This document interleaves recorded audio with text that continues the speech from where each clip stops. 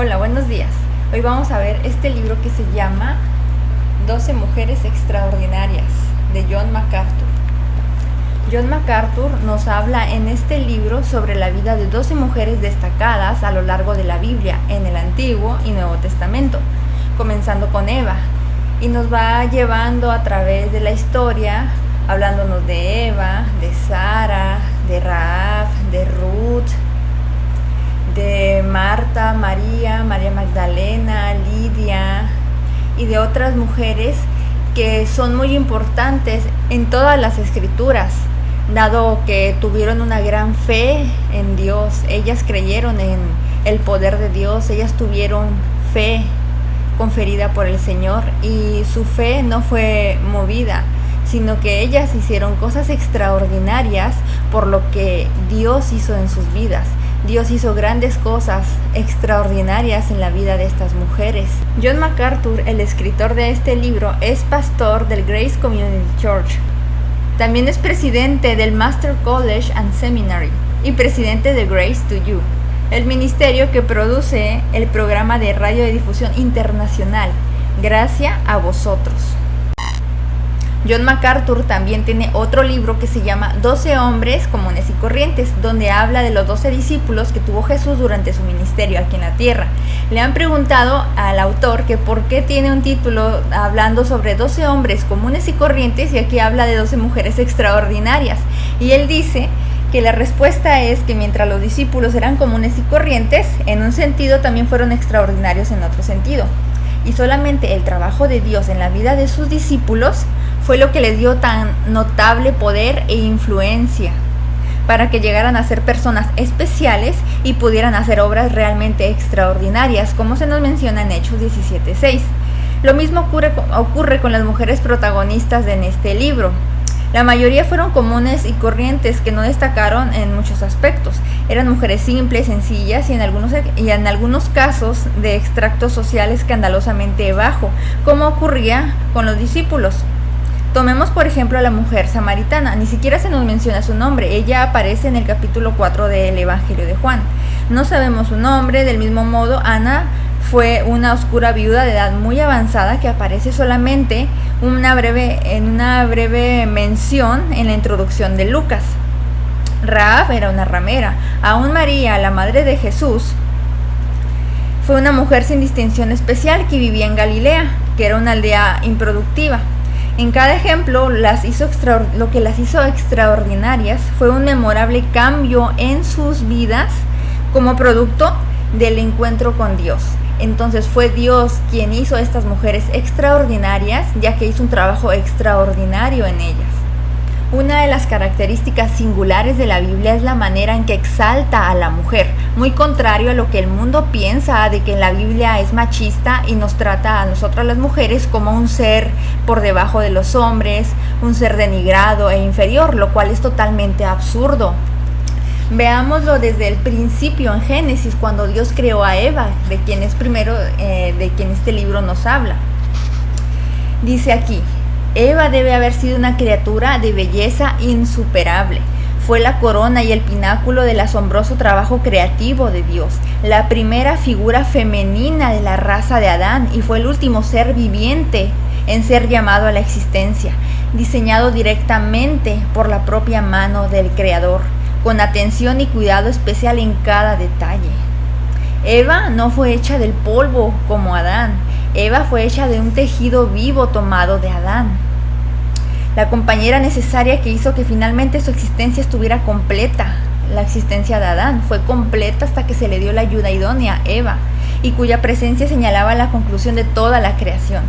Eva fue el único ser viviente creado por Dios del tejido vivo de otra criatura y fue en verdad un prodigio maravilloso. Dios había compuesto de la nada el universo vasto y sublime que nosotros podemos ver y conocer. Luego hizo a Adán de un puñado de polvo, pero ella fue creada directamente de este hombre. Y como el mismo autor nos dice aquí, lo mejor fue dejado para el final.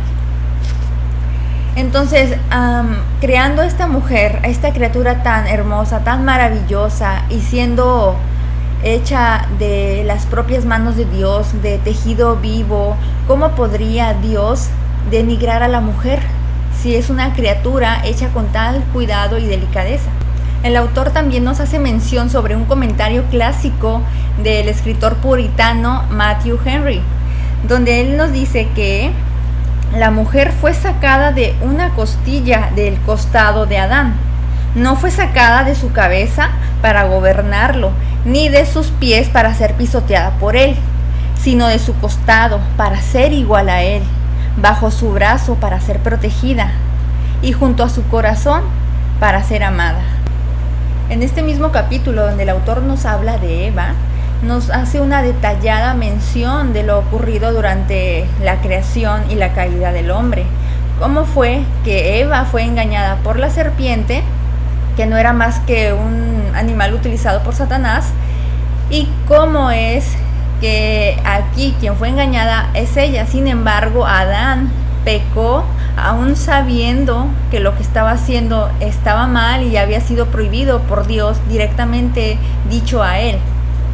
Aquí nos menciona cómo Dios habló primero a Adán y lo hizo responsable a él. Le preguntó a él que dónde estaba. Ellos se escondieron, como ya lo vemos en el relato bíblico, y vemos que en ningún momento ellos se disculparon por lo que hicieron, sino que comenzaron a culparse. Adán culpó a su esposa, a Eva. ¿Qué habría sentido Eva en ese momento al ser acusada directamente por su esposo por lo que ocurrió? Y él no solamente acusó a Eva, sino también a Dios, porque él dijo, la mujer que tú me diste. Entonces él culpó a Eva, pero también a Dios por lo ocurrido. Entonces aquí vemos cómo fue que el hombre cayó a tal grado que tuvo que salir, Dios lo sacó del paraíso porque ya estaban contaminados con el pecado, ya habían conocido lo que es el mal. Sin embargo, no los dejó a su suerte. Él les hizo la promesa que de la simiente de la mujer vendría el Salvador. Y como así lo vemos a lo largo de la Biblia, llegó nuestro Salvador Jesucristo. Y en este libro podemos ver entonces a todas las demás mujeres que estuvieron involucradas directamente con esta promesa. El siguiente capítulo nos habla sobre Sara. Dice, por la fe también la misma Sara, siendo estéril, recibió fuerza para concebir y dio a luz aún fuera del tiempo de la edad, porque creyó que era fiel quien lo había prometido. Hebreos 11:11. Aquí nos menciona el autor que, vamos a ser honestos, hay ocasiones en la historia bíblica en que Sara se manifiesta casi como una fiera suelta. Tenía un carácter fuerte, ella era la esposa del gran patriarca Abraham, así que tenemos la tendencia a verla como un marco de dignidad y honor. Pero leyendo la descripción bíblica también, y una de las grandes características, o quizá la característica más grande que tiene Sara, es que ella tuvo fe y creyó en la promesa que hizo Dios de que ellos tendrían un hijo, pese a toda circunstancia desfavorable, siendo que ellos ya no tenían edad para tener hijos. También nos menciona aquí cómo era el carácter de Sara y lo que ocasionaba este carácter. Dado que ella anhelaba tanto tener hijos y no podía tenerlos, para ella era una causa de amargura, era algo que ella no podía soportar. Eso hacía que ella se portara de estas maneras. Sin embargo, hay muchas de sus comportamientos que no eran justificables. Sin embargo, esto era algo que pesaba grandemente sobre Sara. Entonces aquí hablándonos sobre la segunda mujer extraordinaria del libro, pues tenemos la vida de Sara y continuamos en el capítulo 3 con la vida de Rahab.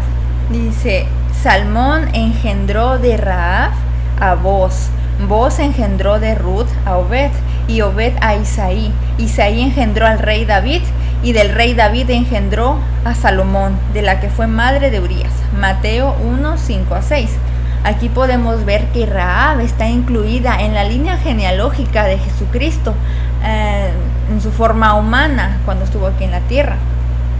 Cuando recién aparece Rahab en el relato bíblico es una personalidad sin nada que destacar. En efecto, es presentada como una ramera que se llamaba Rahab, Josué 2:1. Si usted la hubiera conocido antes del gran cambio y giro de su vida, le habría descrito de inmediato como alguien sin ninguna esperanza. Era una mujer sin moral que vivía como alguien que vivía en una cultura pagana y se dedicaba en forma fanática a todo lo que Dios odia. Ella vivía en esta tierra cananea y era una mujer que se dedicaba a la prostitución. Entonces podríamos verla como una mujer que no solamente no era destacada, sino que era una mujer de muy baja posición, una mujer deplorable en cuanto a su vida. Ahora que Dios había decidido la destrucción total de la cultura debido a su extrema perversidad, ¿por qué no tendría Rahab que recibir la justa recompensa por su propio pecado? Hace esta pregunta el autor. Entonces, aquí vemos cómo, leyendo la Biblia y leyendo la descripción que nos hace el autor, cómo fue que esta mujer, que no tenía ninguna esperanza de cambiar o tener otra vida, fue redimida por el Señor. Le dio la oportunidad de participar en la caída de Jericó. Y no solamente eso, lo más maravilloso es que ella entra en la línea genealógica del Señor Jesucristo. Y el autor concluye en que Rahab es extraordinaria precisamente porque recibió gracia extraordinaria de parte de Dios. No hay necesidad de reinventar su pasado para que ella se vea menos pecadora. El hecho preocupante de lo que fue alguna vez solo magnifica la gloria de la gracia divina que hizo de ella la extraordinaria mujer que llegó a ser. Esa es, después de todo, la lección de su vida. El siguiente capítulo nos habla sobre Ruth. Y a lo largo de todo el libro se nos presenta y se nos va detallando la vida de estas extraordinarias mujeres. Ruth, Ana, Marta, María, Ana, la viuda que nos hace mención en la Biblia brevemente, María, la madre de Jesús, Lidia, la vendedora de púrpura, que fue la mujer quien Dios utilizó para que la iglesia se estableciera en Europa, y la vida de otras mujeres que participaron y que son mencionadas en la Biblia. El autor nos hace finalmente un resumen de lo que vemos en este libro. Él nos menciona: el relato de cada una de ellas ilustra de una manera significativa una particular cualidad moral o un atributo espiritual que es digno de imitar. Con Eva fue su perseverancia en fe y expectación, aún después de que su mundo se había hecho pedazos por su propio pecado.